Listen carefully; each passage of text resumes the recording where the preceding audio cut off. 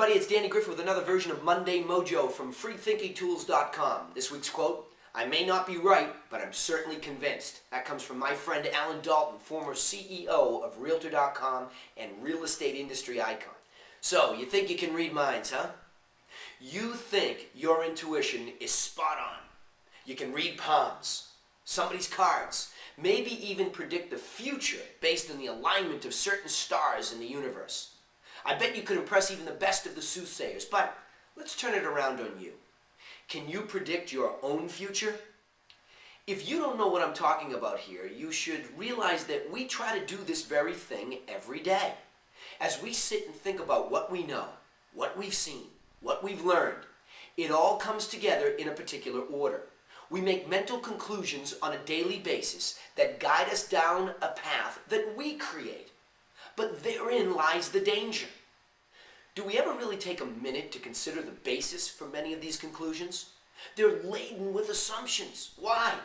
Because there is never really enough evidence to come to a very clear, concise conclusion.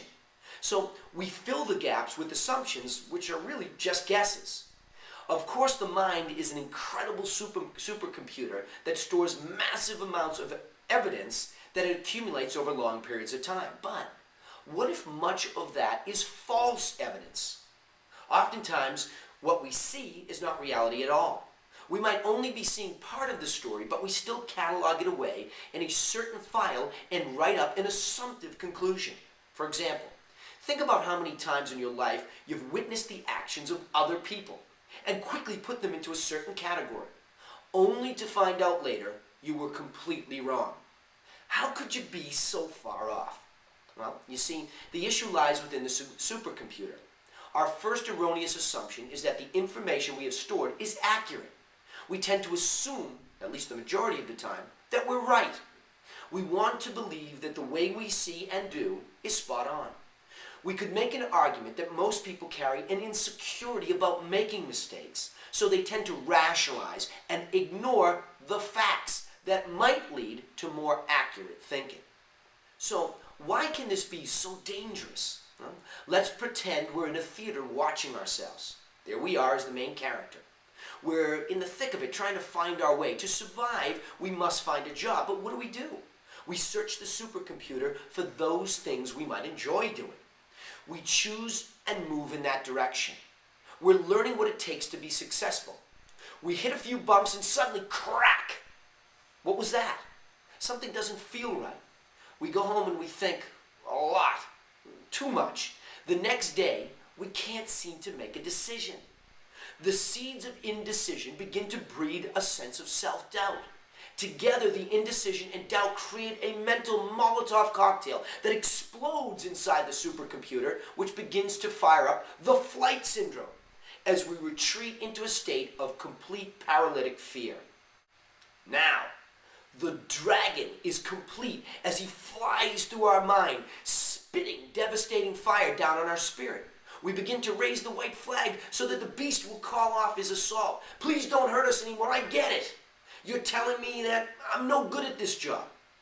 I was never meant to succeed at this or perhaps much of anything like it. We promised the dragon that if he'll lay off, then we'll retreat, roll up, and quit. Whoa, wait a minute. Let's reverse engineer what just happened. Let's investigate the scene of the accident when we heard the crack. What happened in that moment that sent us tumbling down the hill? Rewind that movie and run it again in slow motion. We now see the evidence. At that moment, we ran up against rejection. We tried to consummate the task, and somebody stood in our way. They said no. So we assumed. We assumed that since we'd been rejected, that perhaps we just weren't good at getting the job done. Now hold the tape right there. Let's think. Why did we hear the no? Did we ever even ask?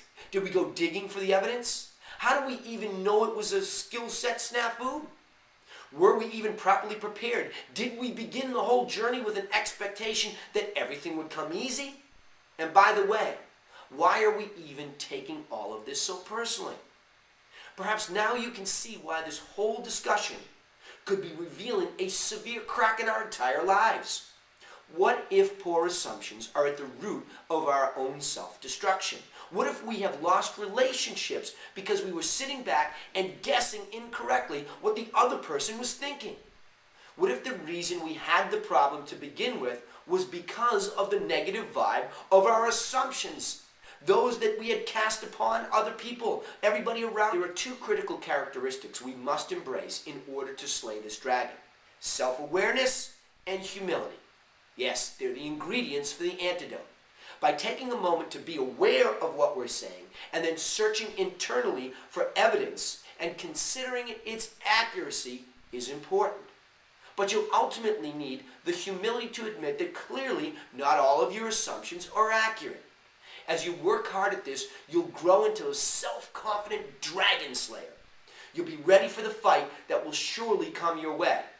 But once you realize the power of the killer assumptions, you will never again take them for granted. Hey, this is Danny Griffin with another version of Monday Mojo, brought to you by freethinkingtools.com, reminding you, think and thrive. We'll see you next time.